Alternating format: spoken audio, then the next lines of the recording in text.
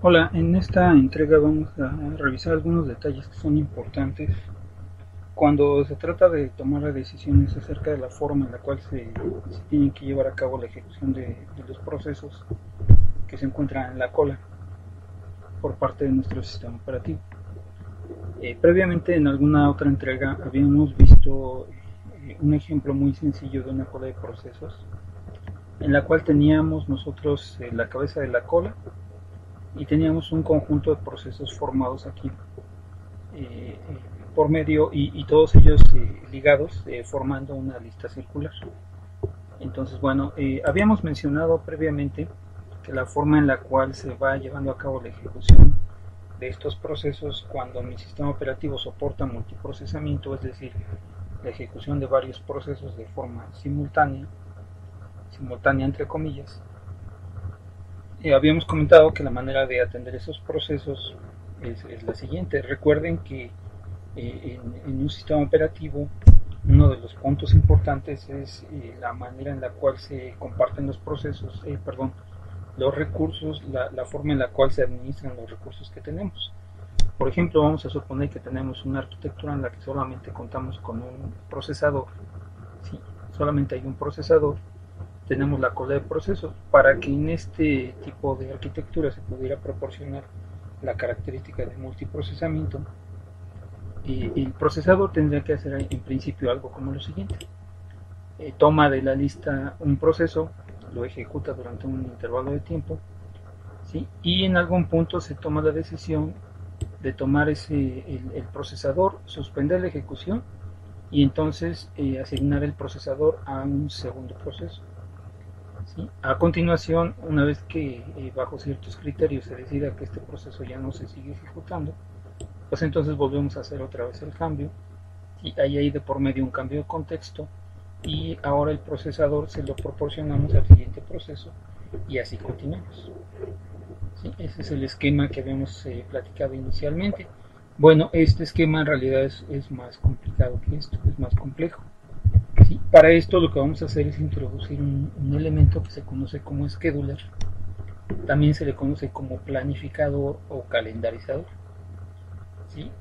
Cuando hacemos uso de este elemento, que corresponde a una rutina, es uno de los componentes del kernel, uno de los componentes de mi sistema operativo, la ejecución en realidad se lleva a cabo de la siguiente forma.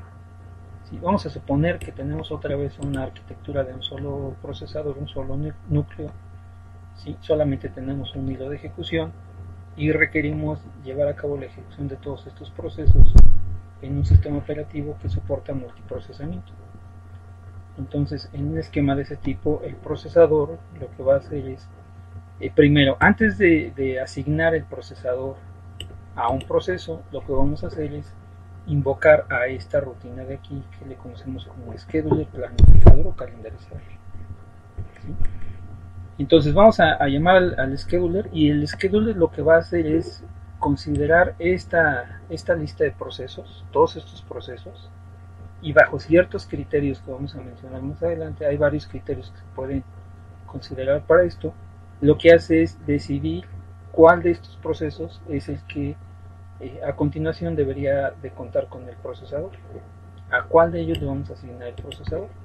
Entonces el procesador lo que hace es invocar esta rutina, la rutina determina cuál es el siguiente proceso y una vez que ya se tomó esa decisión, entonces ahora sí vamos a ejecutar ese proceso. En el momento en el que, por ejemplo, el proceso finaliza o ya no es posible continuar con su ejecución, posiblemente para la ejecución de los procesos estamos asignando, por ejemplo, un intervalo de tiempo fijo a cada uno de ellos. Entonces, si a este proceso se le finaliza su tiempo, a continuación lo que va a hacer el procesador es volver a invocar al scheduler y cuando el scheduler tome una decisión, a continuación el CPU ejecuta el proceso que le haya indicado el scheduler, que no necesariamente va a ser siguiendo este orden que mostramos aquí, el orden en el que está construida la cola de procesos. ¿Sí? Cuando se le termina su tiempo a este proceso o finaliza o por algún con base en algún criterio se determina que ya no debería seguirse ejecutando, en ese momento nuevamente el procesador ejecuta esta rutina, ¿sí? La rutina determina cuál es el siguiente proceso que debe ejecutarse y a continuación el procesador va a ejecutar ese proceso. Y se sigue constantemente ese ciclo de ejecución. ¿Sí? Ahora, este elemento que tenemos aquí, en realidad, es uno de los procesos que se están ejecutando. ¿Sí? En realidad, podríamos encontrar ese proceso más o menos de esta forma. ¿Sí? Ese proceso lo vamos a encontrar como parte del conjunto de procesos que se están ejecutando. ¿Sí? Y entonces el funcionamiento de esto es el siguiente. Primero, ejecutamos el scheduler para que determine cuál es el siguiente proceso que se debe ejecutar. ¿A qué proceso se le debe proporcionar acceso al procesador? Una vez que el scheduler ya lo determinó, a continuación lo que hacemos es ir a ejecutar el proceso que me indica el scheduler, por ejemplo el proceso 3. Cuando termina de ejecutarse este proceso, ¿sí? De la cola de procesos vamos a tomar nuevamente el scheduler, ¿sí? Lo mandamos a ejecutar, el scheduler toma la decisión de cuál es el siguiente, se lo informa al procesador, o bueno, determina el proceso que se tiene que ejecutar, ¿sí? Y a continuación se va a ejecutar ese proceso. ¿Sí? Y una vez que se tenga que cambiar de proceso, otra vez volvemos a invocar al scheduler. ¿Sí? El scheduler determina cuál es el siguiente proceso y vamos a ejecutar. Y así continuamos. Si quisiéramos nosotros representar como una secuencia esta ejecución, tendríamos algo como lo siguiente. Por ejemplo, primero se ejecuta el proceso 1. ¿Sí? El scheduler me indica que este es el primero. De hecho, el scheduler debería estar por acá atrás. Entonces, mandamos llamar el scheduler, me indica que el primer proceso que hay que ejecutar es el 1. A continuación, se ejecuta el scheduler. Esta rutina determina que el siguiente es el proceso 10. Entonces se ejecuta el proceso 10, se vuelve a ejecutar el scheduler, se toma otra vez la decisión de cuál es el siguiente, en este caso por ejemplo el 3, se ejecuta el proceso 3 y así continuamos. Cada vez que se tiene que hacer un cambio de proceso, es decir, un cambio de contexto, se vuelve a invocar el scheduler y el scheduler toma la decisión de cuál es el siguiente. Entonces la ejecución en realidad la podríamos ver de esta forma. Pero aquí hay otro detalle importante. Por ahí habíamos nosotros introducido este concepto ya en la entrega anterior, la de despachador. ¿Sí? Si recuerdan, el despachador lo habíamos nosotros descrito como una rutina que se encarga de llevar a cabo el cambio de contexto. ¿Sí? Entonces, ahorita pasamos a esta parte, pero bueno, si consideramos entonces el despachador también como una rutina que se tiene que ejecutar, entonces en realidad la secuencia de ejecución es algo más parecido a esto. Ejecutamos un proceso, ¿sí? Y a continuación ejecutamos el scheduler para decidir cuál es el siguiente. Una vez que ya se determinó cuál es el siguiente, por ejemplo, después del proceso 1 tiene que ejecutarse el 10, en ese momento el scheduler lo que hace es invocar al despachador y el despachador es la rutina que se encarga de hacer el cambio de contexto para colocar ahora el contexto del proceso 10 en el procesador. El procesador ejecuta este proceso, ¿sí? Se vuelve a ejecutar el scheduler y una vez que ya se decidió cuál es el siguiente, por ejemplo el proceso 3, se vuelve a ejecutar el despachador para llevar a cabo el cambio de contexto, se ejecuta el proceso 3, nuevamente ejecutamos el scheduler, se toma la decisión de cuál es el siguiente, por ejemplo el proceso 850, se vuelve a ejecutar el despachador para cargar el contexto del proceso nuevo, ¿sí? Y así continuamos. Entonces, entre la ejecución de dos procesos siempre va a haber este ciclo. Ejecutamos el proceso, ejecutamos el scheduler, ejecutamos el despachador para realizar el cambio de contexto, se hace el cambio de contexto, se ejecuta el proceso nuevo y volvemos a llevar a cabo esta parte. Es más parecido a la forma en la cual se lleva ya en la práctica la ejecución de procesos. Ahora, aquí hay un detalle importante que tiene que ver con el despachador. El despachador se encarga de tres operaciones o de tres tareas muy importantes. Una de ellas pues, es el propio cambio de contexto. ¿Sí? Este despachador lo que hace es guardar el contexto del proceso anterior, por ejemplo del proceso 1, ubicar el proceso 10 en la cola de procesos, cargar su contexto en el procesador, ¿sí? Y a continuación aquí hay un detalle importante: el despachador también se encarga de llevar a cabo el cambio del modo del procesador, el cambio del modo de ejecución, ¿sí? Es decir, cuando yo estoy ejecutando un proceso, por ejemplo este proceso, ¿sí? En el momento que se va a ejecutar el scheduler, aquí se realiza un cambio de modo, ¿sí? Este proceso se estaba ejecutando, vamos a suponer que todos estos son procesos de usuarios sin privilegios, ¿sí? Este proceso se estaba ejecutando en modo usuario. Para poder llevar a cabo la ejecución del scheduler, aquí primero se lleva a cabo el cambio de modo, de tal forma que el scheduler se puede ejecutar en un modo privilegiado, ¿sí? En un modo kernel. ¿Por qué razón se requiere eso? Bueno, pues porque el scheduler, entre otras cosas, necesita acceder a algunos de los atributos de los procesos en la cola de procesos, y esa es una tarea que no se permite llevar a cabo en modo usuario, ¿sí? Entonces, por esa razón, aquí se lleva a cabo un cambio de modo, de tal forma que cuando ejecutamos esta rutina se ejecuta con privilegios, en modo kernel. A continuación, el despachador, dado que requiere acceso, entre otras cosas, a los registros de algunos de los componentes del procesador, para poder llevar a cabo el cambio de contexto, también tiene que ejecutarse en modo kernel, ¿sí? Se tiene que ejecutar con privilegios. A continuación, una vez que el despachador ya llevó a cabo el cambio de contexto, ¿sí? Para llevar a cabo la ejecución de este proceso, aquí, después de llevar a cabo esa tarea de cambio de contexto, se lleva a cabo nuevamente el cambio. Aquí hicimos un cambio a modo privilegiado, a modo kernel, y acá llevamos a cabo un cambio a modo usuario, de tal forma que el proceso que tenemos aquí, que ya cargamos en el procesador, se ejecute en modo usuario, ¿sí? Entonces, esa es otra de las tareas del despachador. Y una última tarea que lleva a cabo el despachador es que una vez que ya cambió el contexto del proceso, ¿sí? A continuación ubica el contenido del apuntador al programa, ¿sí? Del contador del programa, ¿sí? Y bueno, dado que ese registro nos indica cuál es la siguiente instrucción que se debe ejecutar, el despachador se encarga también de localizar esa dirección,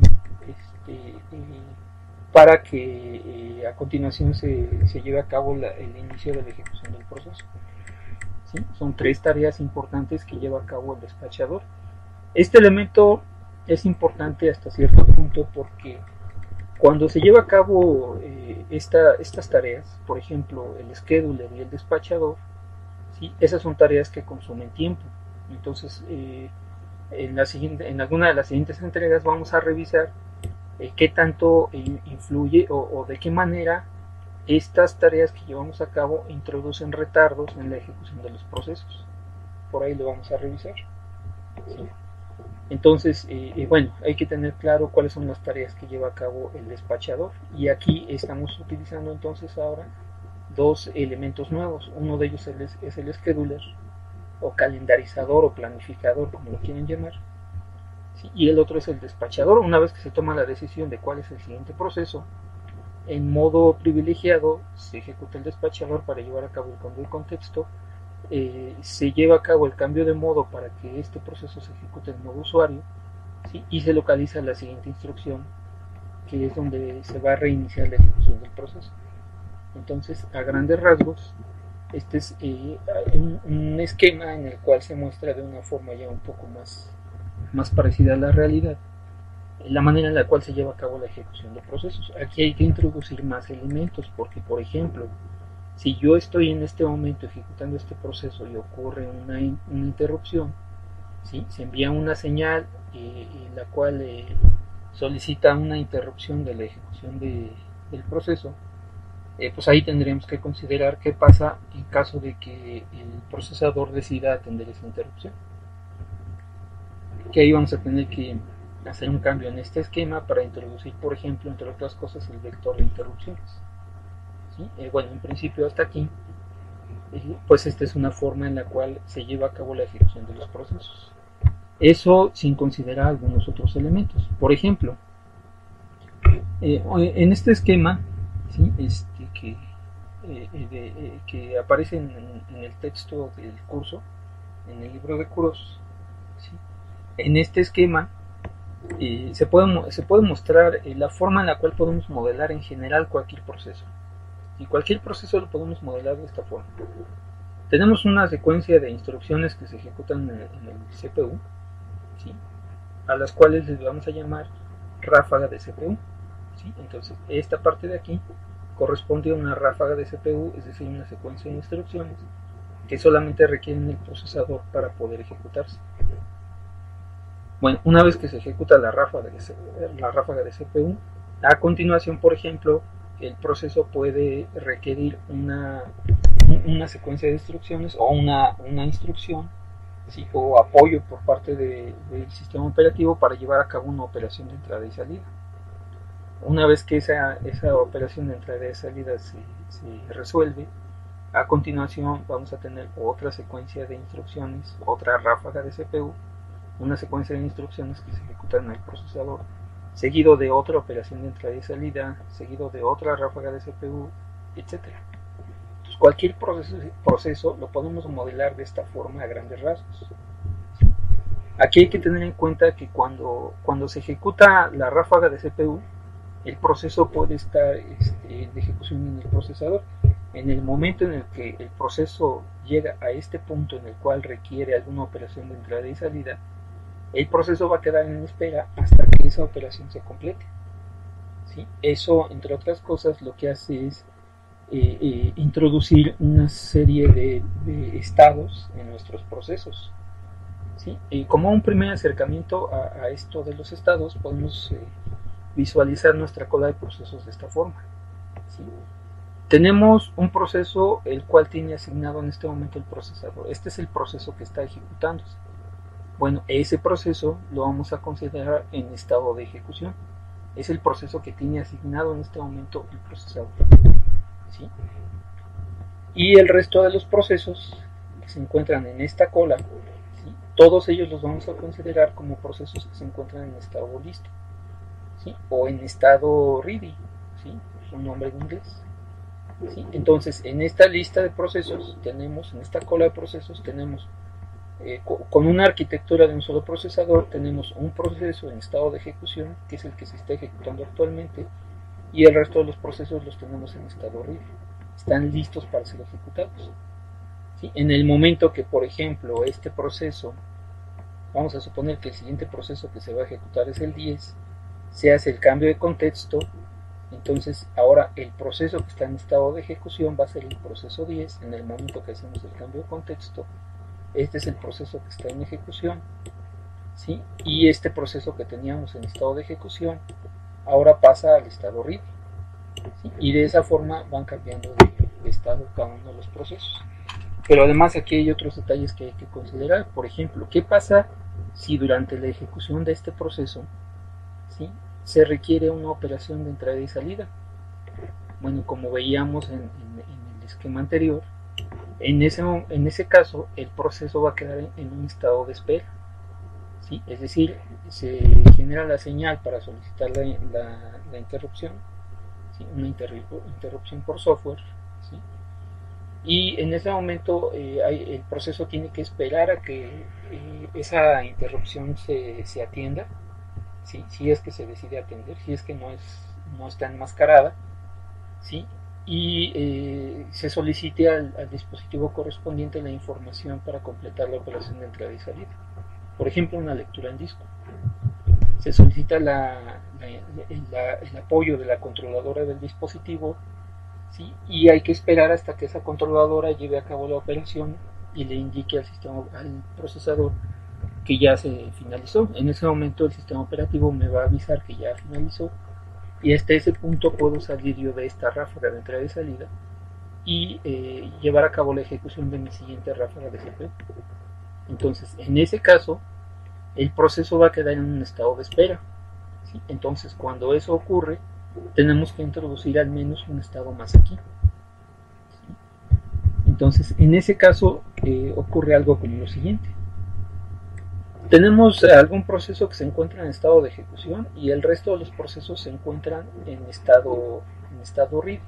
Cuando un proceso requiere una operación de entrada y salida, dado que va a tener que llevar a cabo la espera, ese proceso generalmente se elimina de esta cola, ¿sí?, en donde estamos considerando los procesos únicamente que están listos para ejecutarse, ¿sí?, o que están en ejecución. Si este proceso cae en esta situación en la cual necesita quedarse a la espera de la ocurrencia de algún evento, por ejemplo, se queda a la espera de la finalización de que se complete una operación de entrada y salida, por ejemplo, ¿sí?, en ese caso el proceso se elimina de aquí y se va a almacenar en una cola diferente. Y los procesos que se encuentran en esta cola los vamos a considerar como en estado de espera, en el estado wait, ¿sí?, van a quedar a la espera. Entonces todos los procesos que se encuentran en esta cola, la cola que está atendiendo el procesador, en el momento que requieren una operación que los va a colocar en espera, automáticamente son retirados de aquí, son colocados en una cola diferente, ¿sí?, en donde se almacenan todos los procesos que están en espera de alguna ocurrencia. Ejemplos de esto pueden ser, por ejemplo, el caso que mencionábamos de la operación de entrada y salida. Por ejemplo, este proceso solicita una lectura en disco, ¿sí?, en el momento que se solicita la lectura al disco, ¿sí?, en ese momento genera su señal, ¿sí?, y cuando el procesador finalmente decide atender esa señal, ¿sí?, llevar a cabo la interrupción y atender la solicitud del proceso, en ese momento el proceso cambia de estado y justo en ese momento el proceso se retira de acá y se pasa aquí. Otro caso puede ser, por ejemplo, cuando un proceso padre ejecuta un proceso hijo, pero además lo ejecuta de tal forma que va a esperar a la finalización de su proceso hijo para poder continuar, ¿sí? Un ejemplo de esto podría ser cuando ustedes ejecutan un comando en una terminal, un comando en primer plano, ¿sí? En ese caso la terminal tiene que esperar la finalización del proceso hijo para poder continuar su trabajo, ¿sí? Por ejemplo, en ese caso la terminal caería en este estado, ¿sí?, y en ese caso el proceso en el cual se está ejecutando la terminal se pasaría a un estado diferente, se elimina de esta fila. La razón por la cual se elimina es por cuestiones de rendimiento del sistema operativo, ¿sí? Es una forma de aprovechar de mejor manera los recursos con los que cuento, en particular los recursos de los ciclos de procesador. Si yo retiro de aquí todos los procesos que están en estado de espera y los paso a una segunda cola, entonces el procesador no va a perder tiempo en cargar el contexto de un proceso que no se puede seguir ejecutando hasta que finalice una operación que está esperando, ¿sí?, entre otras cosas. Bueno, por la forma en la cual se lleva a cabo la ejecución de esto, a esta cola también se le conoce como la cola de procesos del procesador, ¿sí? Y bueno, hay algunos otros conceptos que ahorita vamos a comentar. Entonces, por ejemplo, en ese caso, pues tenemos un estado nuevo, tenemos el proceso que está en ejecución, considerando una arquitectura de un solo procesador, los procesos que están en estado ready, que están listos para ser ejecutados, pero en este momento no tienen asignado el procesador, y además se encuentran los procesos que están en espera, ¿sí?, en espera de que se complete alguna operación que solicitar, ¿sí? Y bueno, ahora, generalmente en un esquema de ese tipo, en el cual manejamos una cola de espera, una cola de procesos de espera, ¿sí?, vamos a tener algo parecido a lo siguiente, ¿sí? Vamos a suponer en nuestro procesador está ejecutando en este momento los procesos que se encuentran aquí. Estos son los procesos que se encuentran en estado ready, ¿sí? Son los que están en la cola de procesos que está atendiendo el procesador. Y de por medio tenemos nosotros una rutina, ¿sí?, un scheduler que se encarga de tomar estos procesos, todo este conjunto de procesos, y bajo ciertos criterios decidir cuál es el que le va a proporcionar el procesador.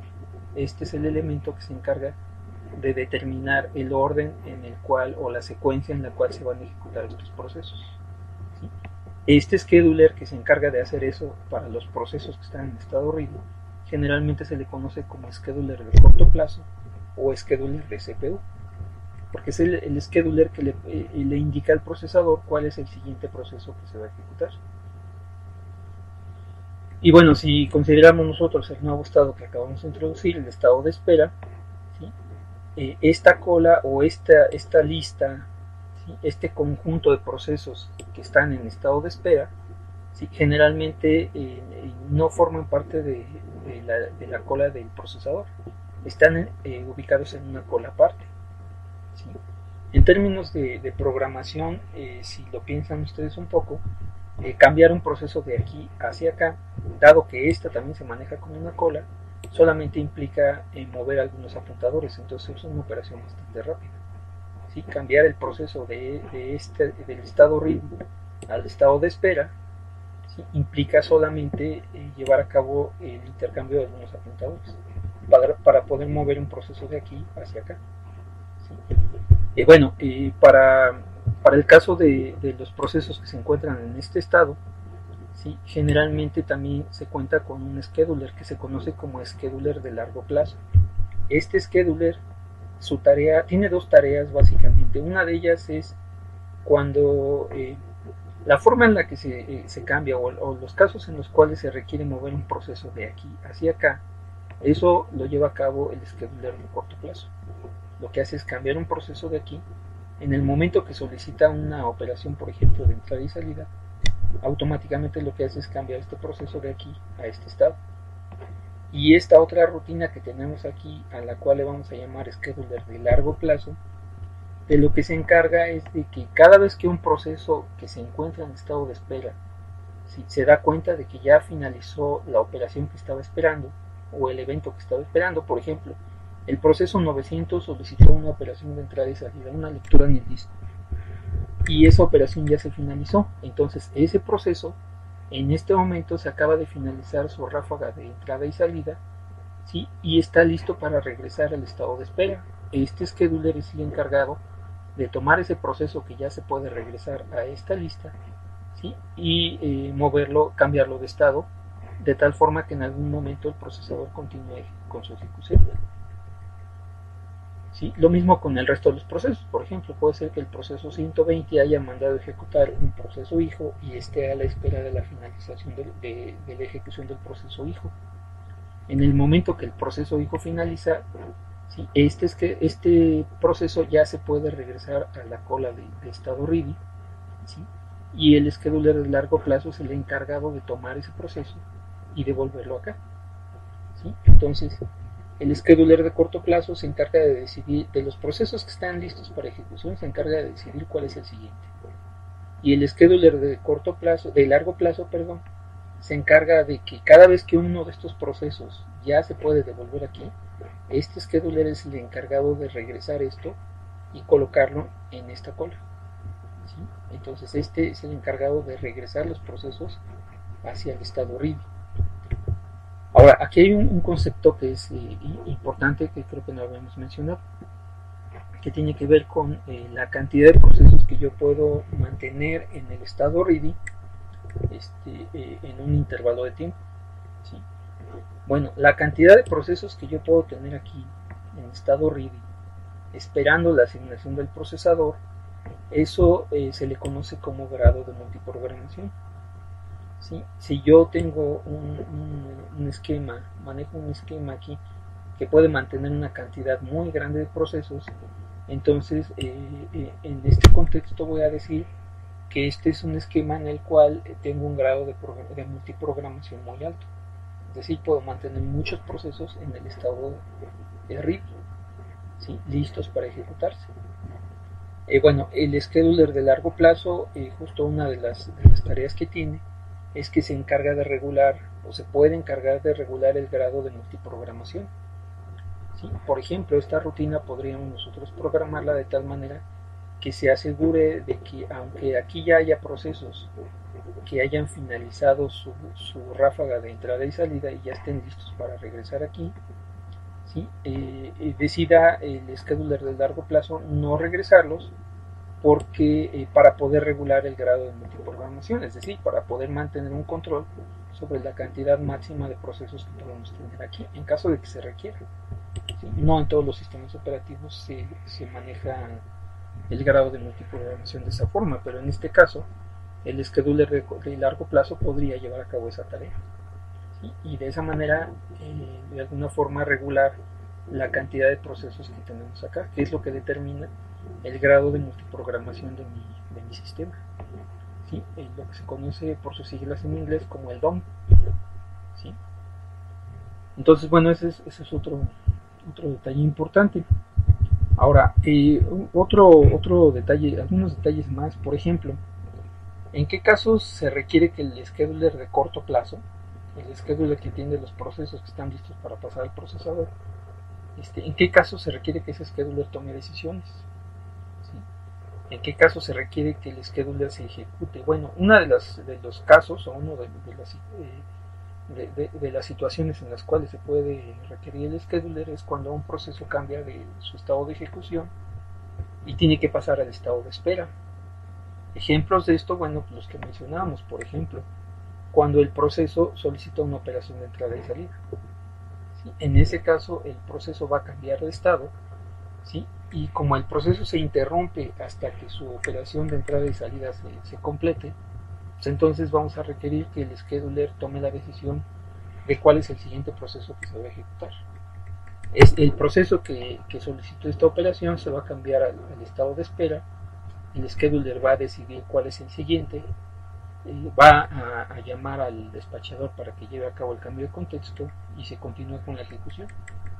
¿Sí? Una vez que ya el proceso que quedó en estado de espera se retira y se pasa al estado de espera. Otro ejemplo de esto podría ser cuando un proceso solicita la ejecución de un proceso hijo, ¿sí? Genera un subproceso y tiene que esperar la ejecución de la finalización de esa operación. Por ejemplo, pensando en programación, eso se lleva a cabo invocando la rutina wait, ¿sí? Dentro del proceso padre. De esa manera indicamos que el proceso padre va a quedar a la espera de que el proceso hijo finalice. Por ejemplo, en ese caso, cuando el proceso cambia su estado de ejecución y tiene que pasar al estado de espera. Otro caso más puede ser cuando un proceso cambia de estado de ejecución al estado ready.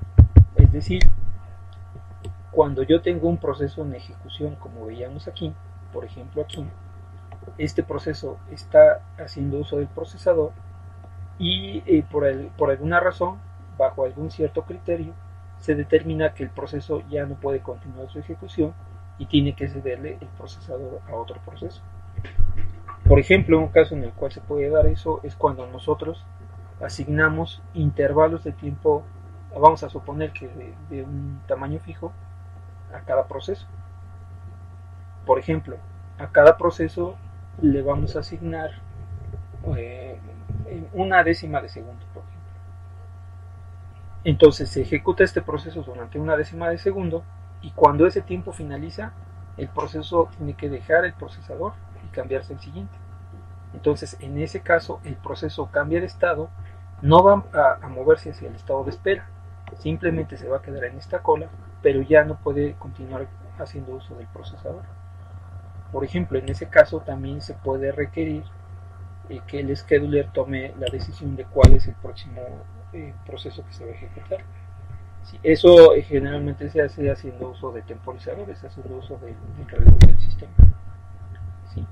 Un caso en el cual puede llegar a ocurrir eso es cuando se asignan intervalos de tiempo que en este contexto se les conoce como quantums. ¿Sí? Se asigna un quantum a un proceso, es decir, un intervalo de tiempo de un cierto tamaño, y en el momento que ese quantum finaliza o ese intervalo de tiempo finaliza, se tiene que llevar a cabo el cambio de proceso. ¿Sí? Otro caso es, por ejemplo, cuando llega a ocurrir una interrupción.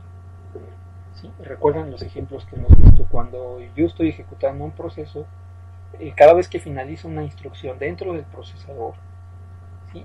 En ese caso el procesador puede decidir ir a atender una interrupción, ¿sí? Bueno, también puede ignorarla, pero puede decidir en ese momento ir a atender una interrupción. En ese caso, cuando yo decido que voy a atender una interrupción, voy a requerir que el scheduler lleve a cabo un cambio de contexto, ¿sí? Mientras atiendo yo la interrupción, ¿sí? Otro caso en el cual se puede requerir el uso del scheduler es cuando un proceso cambia del estado de espera al estado ready. Por ejemplo, un proceso solicitó una operación de entrada y salida y esa operación ya se completó, entonces el proceso está listo para regresar al estado ready. O bien un proceso mandó a ejecutar un proceso hijo, y el proceso hijo ya finalizó, entonces el proceso padre ya no tiene por qué estar en el estado de espera. Y otro caso más es cuando un proceso finaliza. En el momento que finaliza, pues entre otras cosas hay que llevar a cabo un cambio de contexto. ¿Sí? En ese caso el scheduler tiene que tomar la decisión de cuál es el siguiente proceso que se va a ejecutar. Entonces, bueno, son algunos de los casos en los cuales se puede requerir de la ejecución del scheduler. Bueno, esto además, ¿sí?, lo que hace es, dependiendo de la forma en la cual se manejan esos cambios de contexto, podemos tener dos esquemas de funcionamiento del scheduler, uno que se conoce como no apropiativo o cooperativo y otro que se conoce como apropiativo. El scheduler no apropiativo o cooperativo lo podríamos definir como un scheduler en el cual solamente se permite la ejecución del scheduler, es decir, solamente voy a permitir un cambio de contexto cuando el proceso cambia de estado de ejecución al estado de espera o cuando el proceso finaliza. Y en el caso del scheduler apropiativo, ese tipo de scheduler debería permitir la ejecución del scheduler o debería requerir el scheduler en cualquiera de los casos que mencionamos hace un momento. ¿Sí? Entonces, si lo revisamos con detalle, ¿sí?, para poder entenderlo, podemos notar lo siguiente. Entonces, el scheduler no apropiativo o cooperativo, ¿sí?, solamente permite el cambio de contexto cuando el proceso pasa del estado de ejecución al estado de espera o cuando el proceso finaliza. Solamente se va a permitir el cambio de contexto si el proceso está en esta situación o está en esta situación. ¿Sí? ¿Qué implicaciones tiene eso? ¿Qué quiere decir eso? Un proceso no apropiativo o cooperativo, ¿sí?, no se finaliza o no permite cambio de contexto, ¿sí?, por la ocurrencia de un temporizador. Es decir, si yo le asigno bajo un scheduler no apropiativo, le asigno el procesador a un proceso, ¿sí?, no le puedo limitar el tiempo de uso del procesador. Tampoco lo voy a poder detener por la ocurrencia de una interrupción. ¿Sí?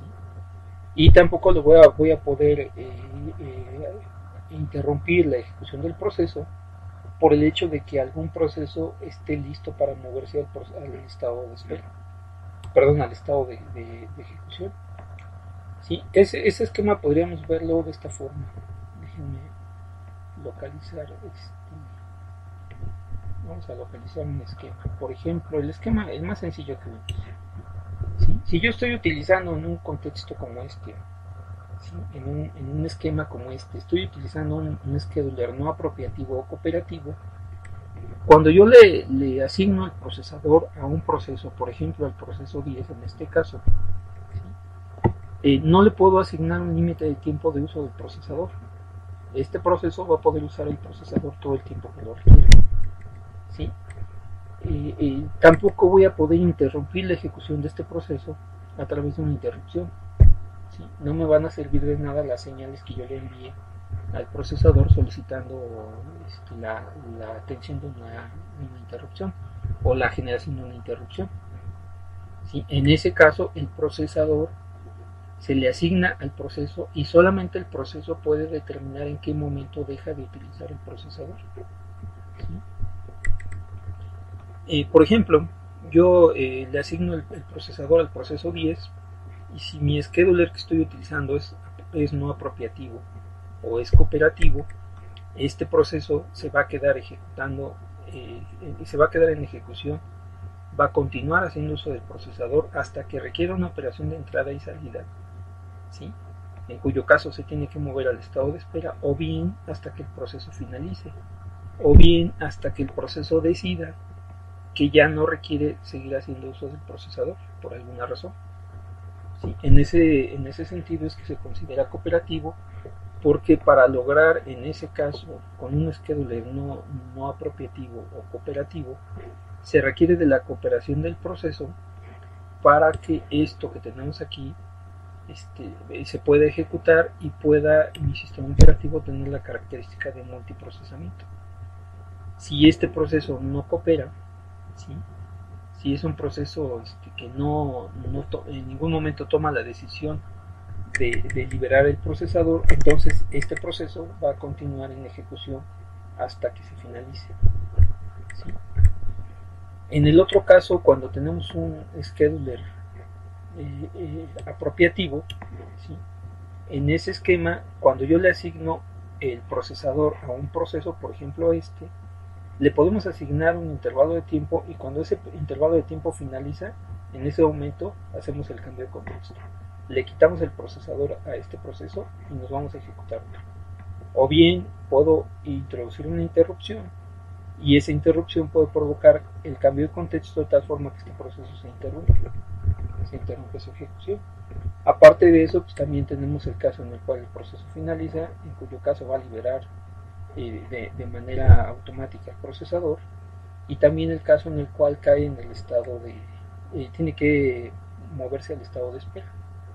¿Sí? Entonces en el scheduler no apropiativo o cooperativo, cuando yo le asigno el procesador a un proceso, solamente el proceso puede decidir en qué momento libera el procesador. ¿Sí? No lo puedo interrumpir y tampoco le puedo asignar intervalos de tiempo para hacer uso del procesador. ¿Sí? Se va a quedar en ejecución permanentemente hasta que el proceso lo decide. ¿Sí? En el otro caso, ¿sí? Cuando el scheduler es apropiativo, ¿sí? Le puedo asignar un intervalo al proceso, lo puedo interrumpir, y además de eso, pues se libera el procesador cuando finaliza o cuando pasa el estado de espera. Bueno, esas son las diferencias. Ahora, cada una de ellas puede tener una cierta aplicación. Por ejemplo, si este fuera un sistema de tiempo real, ¿sí? Vamos a pensar en el ejemplo del sistema de tiempo real que mencionamos por ahí de manera breve en una entrega anterior, en el cual teníamos un sistema que se encargaba de controlar un mecanismo de control de incendios. ¿Sí? Entonces, por ejemplo, si este es el proceso que se encarga de monitorear, ¿sí? O de estar atendiendo las señales enviadas por los sensores, por ejemplo el sensor de temperatura o el sensor de humo, puede ser que en ese caso, por ejemplo, nos convenga hacer uso de un scheduler no apropiativo o cooperativo, y programar esto de tal forma que este proceso va a estar permanentemente en ejecución, esperando la ocurrencia de un evento generado por los sensores, ¿sí? De tal forma que en el momento que ese evento ocurre, el procesador no tenga que llevar a cabo cambios de contexto para poder ejecutar la rutina que activa el sistema de control de incendios, por ejemplo. Entonces, estos tienen su aplicación. En el caso del scheduler no apropiativo, el scheduler apropiativo, ¿sí? Es un scheduler que me permite, por ejemplo, implementar de manera más sencilla la multiprogramación, porque en ese caso el uso de los recursos no depende de los procesos, depende del scheduler, depende del diseño de mi sistema operativo. ¿Sí? Usualmente también la forma en la cual se implementa el scheduler también se utiliza para hacer referencia al kernel. Por ejemplo, en un kernel en el cual tenemos implementado un scheduler apropiativo, también decimos que el kernel es apropiativo. Y bueno, de la misma forma, cuando un kernel implementa un scheduler no apropiativo, decimos que el kernel es no apropiativo o cooperativo. Cada uno de ellos puede tener ventajas y desventajas. Por ejemplo, ¿sí? Vamos a suponer que tenemos el siguiente escenario. ¿Sí? Vamos a suponer lo siguiente. Por ejemplo, tenemos dos procesos, el proceso 120 y el proceso 34. Los dos procesos están compartiendo un espacio de memoria, tienen un espacio de memoria común aquí. ¿Sí? Están haciendo uso de un mecanismo de comunicación. se pueden comunicar información a través de este espacio de memoria compartida. ¿Sí? Y en ese espacio de memoria compartida tienen definida una variable que inicialmente tiene el valor de 5. ¿Qué pasa si, por ejemplo, haciendo uso de esa variable, en el proceso 120 yo ejecuto esta rutina y en el proceso 34 ejecuto esta rutina? Bueno, vamos a suponer que el scheduler que estoy implementando aquí es apropiativo. ¿Qué implica eso? Bueno, pues que esta rutina se puede interrumpir a la mitad de su ejecución. ¿Sí? Entonces, ¿qué pasa? Vamos a ver dos escenarios. El primer escenario es este. ¿Sí? En este escenario lo que hacemos es lo siguiente. Vamos a suponer que el proceso 120 es el primero que se ejecuta. Lleva a cabo esta operación, ¿sí? Y igual a x, aquí, ¿sí? Y una vez que lleva a cabo esa operación, ocurre una interrupción y entonces este proceso se interrumpe. Nos falta llevar a cabo la ejecución de estas operaciones. ¿Sí? Pero bueno, como el kernel es apropiativo, pues tiene la posibilidad de interrumpir la ejecución de esto para continuarlo más adelante. ¿Sí? Bueno, entonces aquí se interrumpe el proceso. ¿Sí? Solamente llevamos a cabo en la ejecución de esos dos procesos, solamente llevamos a cabo esta operación. ¿Sí? El sistema operativo atiende otras tareas y en algún punto cuando finaliza esas tareas decide ahora que es momento de comenzar a ejecutar el proceso 34. Entonces al comenzar a ejecutar el proceso 34 hacemos a igual a x, que en este caso haría a igual a 5. Después ejecutamos a menos menos, que corresponden a las primeras dos instrucciones de este proceso. ¿Sí? Y justo en este punto se vuelve a producir una interrupción y entonces este proceso no se finaliza, solamente se queda hasta aquí. ¿Sí? Bueno, en este caso, si se fijan, ejecutamos la primera instrucción del proceso 120 y hubo una interrupción. Como el kernel es apropiativo, pues la permite. A continuación comenzamos la ejecución del proceso 34, en donde tomamos el valor de x, ¿sí? Lo guardamos en A y después decrementamos A. Si se fijan en este punto, ¿sí? Justo en este punto tenemos A igual a 4. ¿Sí? Inicialmente la x tenía un valor de 5, hacemos A igual a 5, decrementamos y entonces tenemos A igual a 4. Y precisamente en ese punto se vuelve a interrumpir otra vez el proceso 34. ¿Sí? Se interrumpe aquí el proceso, ¿sí? Y a continuación el sistema decide que es momento de continuar con la ejecución del proceso 120. Bueno, previamente a y le habíamos asignado el valor de 5 y al hacer la operación de y tenemos entonces y igual a 6. ¿Sí? Finalizamos el proceso 120 y entonces tenemos y igual a x, x igual a y, ¿sí? Y esto lo que haría sería colocar x igual a 6, ¿sí? En este punto, ¿sí? Se finaliza este proceso, ¿sí? O bueno, se finaliza esta parte del proceso y a continuación, como el proceso 34 lo habíamos interrumpido, vamos a finalizarlo. Y en el proceso 34 solamente nos hacía falta hacer x igual a a. Bueno, a tenía el valor de 4. El resultado de esta rutina, por el orden en el cual se llevaron a cabo las operaciones, es pues que x vale 4. ¿Sí? Ahora, si revisan ustedes, esto ya no lo voy a hacer con detalle, si revisan ustedes ahora este escenario en el cual también se están produciendo interrupciones, primero ejecutamos las dos primeras instrucciones del proceso 120 y eso me deja y igual a 6. A continuación ejecuto las primeras dos interrupciones del proceso 34 y eso me deja a igual a 4. ¿Sí? A continuación finalizo el proceso 120, el proceso 34 y eso que deja x igual a 4. Y finalmente termino el proceso 120, ¿sí? En donde ejecuto x igual a y entonces el resultado que tenemos es x igual a 6. ¿Sí? Bueno, cuando tenemos un kernel apropiativo en el cual, entre otras cosas, se permite interrumpir los procesos, podemos caer en situaciones como esta. ¿Sí? Si se fijan aquí, uno de los problemas que tenemos es que el resultado no es consistente. Podemos tener una inconsistencia ahí. En algunos casos, al ejecutar el proceso, al ejecutar los dos procesos, por el hecho de estar compartiendo una variable, ¿sí? O un espacio de memoria, me producen un resultado, ¿sí? Y bajo otro escenario esas mismas rutinas me pueden producir un resultado diferente. Esta forma o este problema se conoce como condición de carrera. ¿Sí? Depende de la forma, es como si hubiera una competencia entre estos dos procesos. Depende de cuál finalice primero, ¿sí? En este caso, de eso depende el resultado. Por ejemplo, aquí primero finalizó el proceso 120 y después el proceso 34. Y en este otro ejemplo, primero finalizó el proceso 34 y después el proceso 120.